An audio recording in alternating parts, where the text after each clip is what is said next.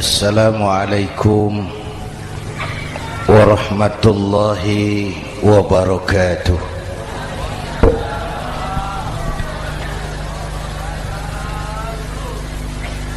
Alhamdulillahi wa kafa,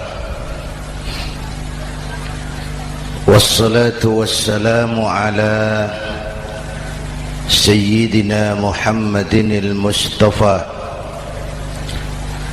wa ala alihi wa ashabihi ahli sidqi wal wafa, amma ba'd. Para ulama, para habaib, para masyayikh yang saya muliakan, yang terhormat Bapak Kapolres dan Bapak Dandim,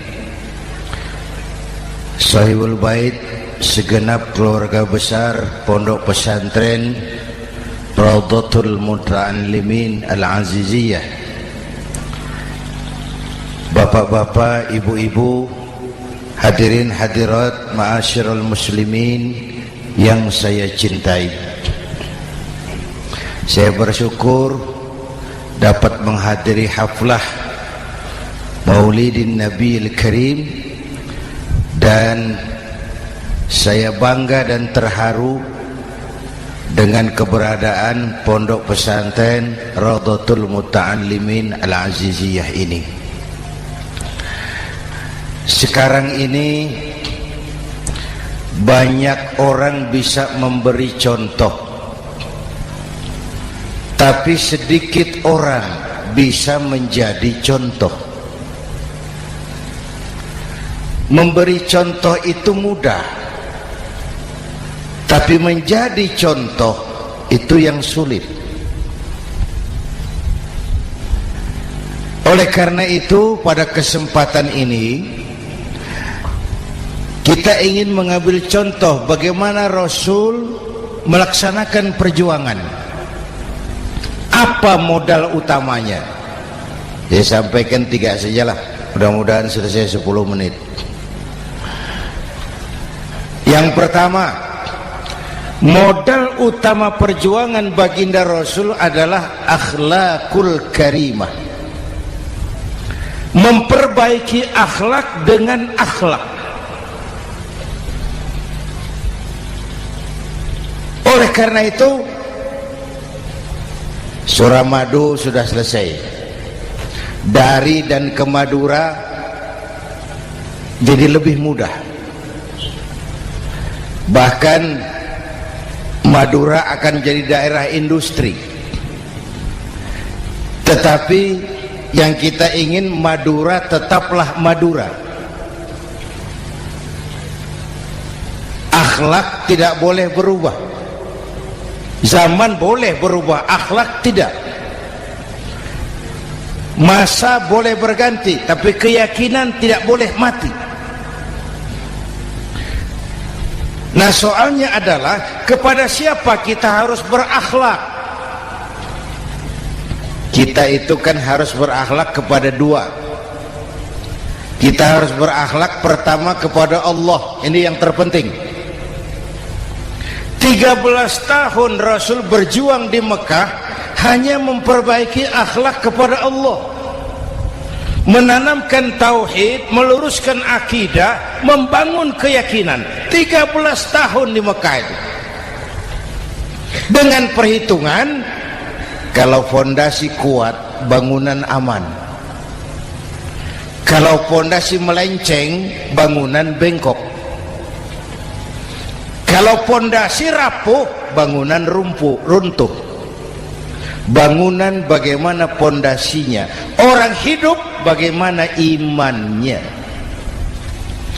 Kekuasaan dan jabatan baru ada manfaatnya kalau dipegang tangan orang beriman. Kalau tidak, yang muncul Fir'aun. Harta baru terasa manfaatnya kalau dipegang tangan orang beriman. Itulah sebabnya bangsa kita ini bukan cuma perlu orang pintar, kita perlu orang benar. Bahkan di masyarakat lebih baik benar tidak terlalu pintar ketimbang pintar tapi tidak benar.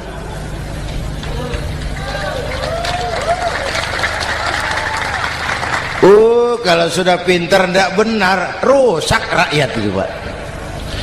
Disuruh ngurus beras malah nimbun beras, ya. Disuruh ngurus laut jadi bajak laut. Disuruh ngurus hukum, bikin hukum seperti pisau, tajam ke bawah, tumpul ke atas. Kalau yang kecil salah, hukum cepat-cepat ditegakkan. Yang besar salah, diam pura-pura tidak mengerti. Itu yang melukai rasa keadilan.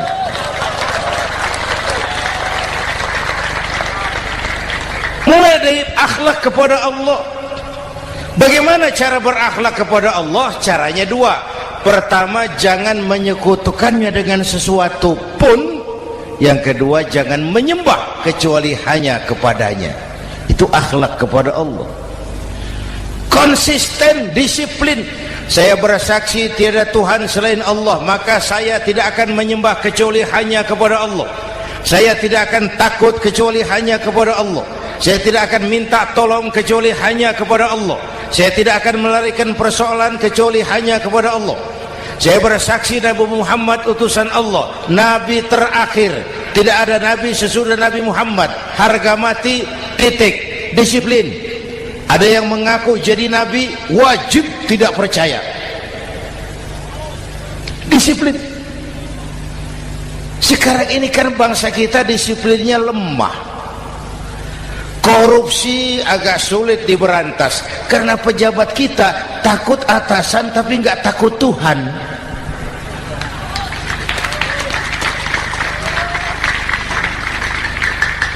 Itu sama dengan anak muda naik sepeda motor ngebut, lampu merah jalan terus, di stop sama polisi. Break. Iya Pak. Minggir. Siap. SIM ada Pak. SNK ada Pak. Tahu kau lampunya merah? Tahu Pak. Kenapa lewat terus? Saya nggak tahu, ada bapak. Itu disiplin kita. Tenang benar jawabnya, kayak orang nggak salah itu.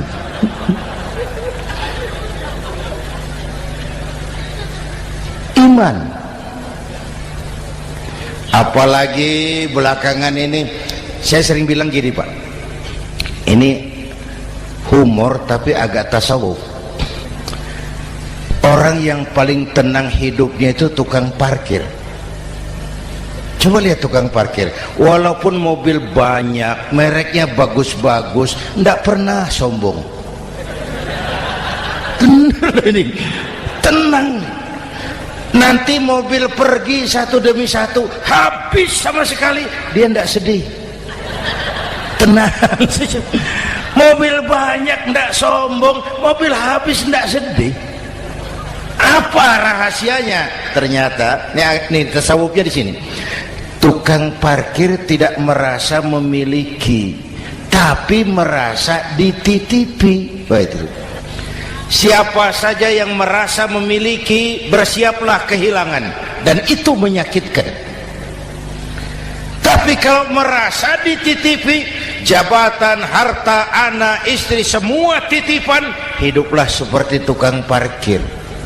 Pertama, titipan tidak boleh bikin kita sombong. Dititipi kok sombong, tidak pantas. Ya, Pak Zainuddin titip mobil ya, silakan. Yang punya mobil pergi, saya petatang peteteng. Tidak pantas dititipi kok sombong. Ada orang dititipi jabatan oleh Allah sombong.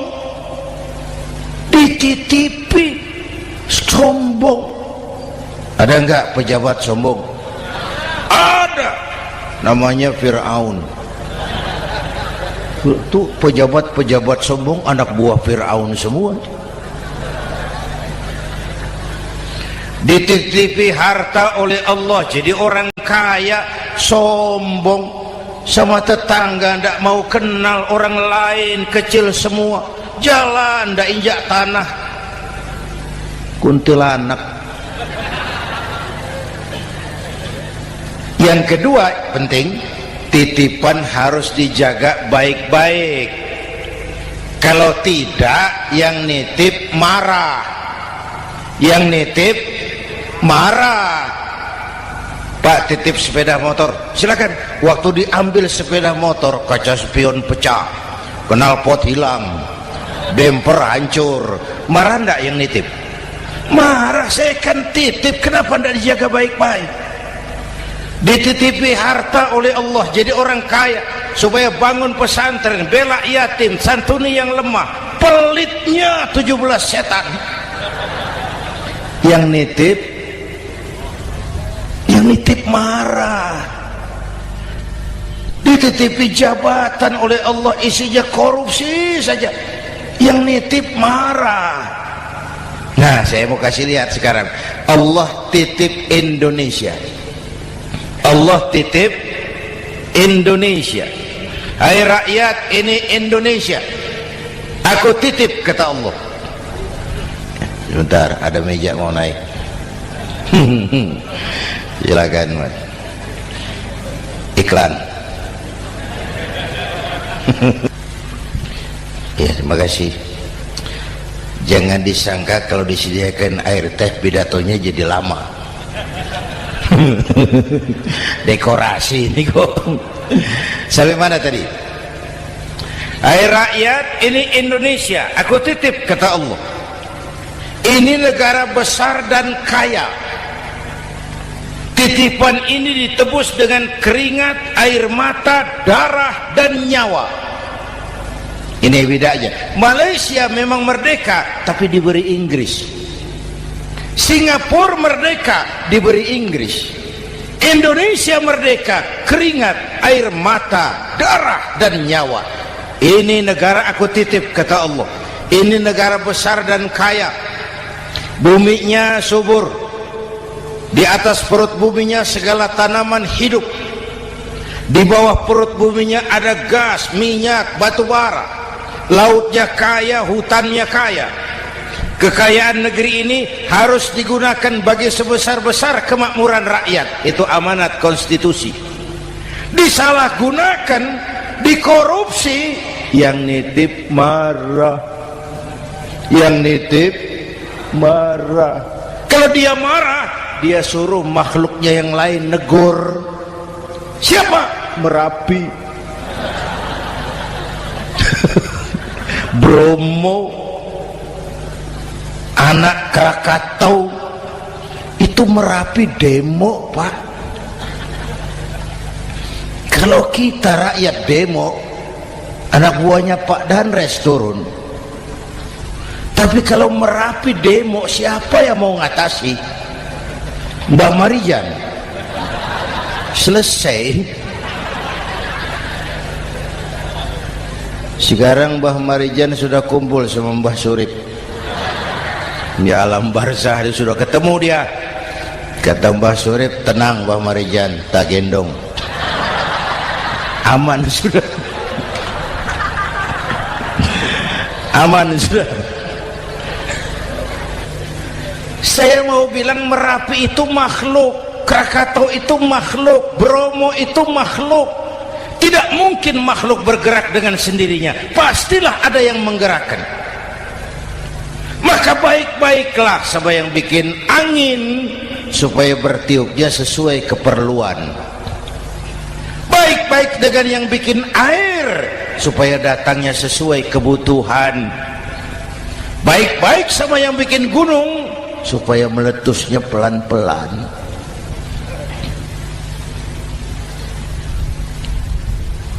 Bapak Ibu hadirin yang saya hormati, menjaga titipan.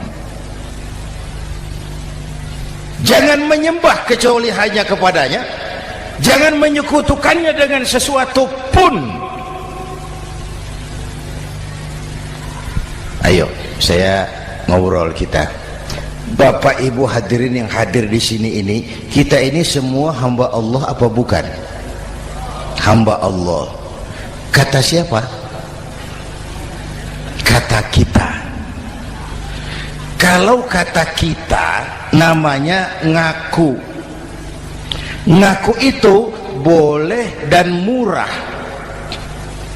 Apa diakui? Kita belum tahu. Ya, kan baru kata kita itu. Dan tidak otomatis kalau kita bilang saya ini hambamu ya Allah, lalu Allah jawab iya ya. Tidak, wong itu kan kata kita. Saya hamba Allah kata saya. Berapa banyak orang perbuatannya, ucapannya berkata saya hamba Allah, perbuatannya menyatakan dia hamba setan, hamba nafsu, hamba dunia, budak jabatan. Tidak sesuai ucapan dengan perbuatan. Jadi hamba Allah itu nggak mudah, digojlok, diuji. Coba lihat, yang jelas diakui sebagai hamba itu baru satu yang kita peringati ini, baginda Nabi. Allah mengakui kapan? Waktu menceritakan Isra dan Mi'raj. Apa yang dipakai kalimat? Subhanallazi asra bi'abdih. Maha suci Allah yang telah menjalankan hambanya. Hambanya Muhammad itu hambaku, aku jalankan dia. Allah mengakui. Kapan kalimat ini turun? Setelah Nabi digojlok, ditempa, digembleng, diuji, difitnah, dicaci maki, dilontari kotoran unta, sahabat-sahabatnya dibantai. Lolos Muhammad betul-betul hambaku. Ayo Isra Muhammad. Subhanallazi asra bi'abdi, hambaku. Jadi kalau mau jadi hamba Allah ya diuji, digojlok, digembleng. Nah, mari kita lihat kehambaan baginda Nabi. Orang yang paling bersih hatinya Rasulullah. Orang yang paling baik akhlaknya Rasulullah. Orang yang dosanya sudah mendapat jaminan ampun Rasulullah. Tapi Rasulullah kalau sholat malam bengkak kakinya karena rajin sujud. Hati bersih, akhlak terbaik, dosa sudah diampuni. Tapi kalau sholat malam kakinya bengkak karena rajin sujud.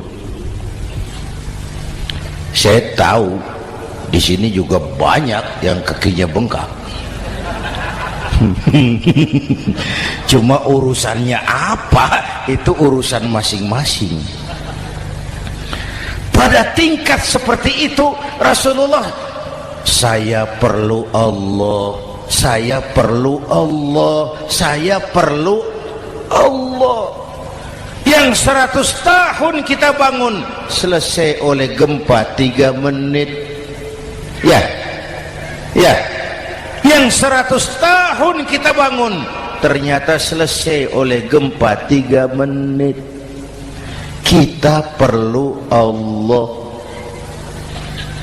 Kita perlu Allah. Makanya musibah itu kan kalau menimpa orang baik-baik namanya ujian. Kalau menimpa orang setengah baik itu paru-paru yang bikin malaikat bingung. Sholat rajin, maksiat tekun, baca Quran mau, fitnah orang hobi, ngaji nyolong jalan terus. Untung di sini nggak ada yang begitu. Di Jakarta banyak. Di sini insya Allah sama. Jakarta. Orang separuh-separuh seperti itu kalau dapat musibah itu namanya teguran, bukan ujian. Kenapa ditegur? Lalai. Nah, kalau orang jahat dapat musibah itu namanya persekot. Uang muka tanda jadi. Kontannya nanti di akhirat. Kalau diuji bukan saja harus sabar, tapi harus lulus. Kalau ditegur, introspeksi, perbaiki yang kurang, kurangi yang memang berlebihan. Bertali-tali, bersambung-sambung musibah ini, dan musibah kalau datang tidak pernah memilih, tidak pernah memilih. Bapak Ibu hadirin yang saya muliakan, jadi mari yang pertama jaga akhlak kita kepada Allah. Jangan menyekutukannya dengan sesuatu pun, jangan menyembah kecuali hanya kepadanya.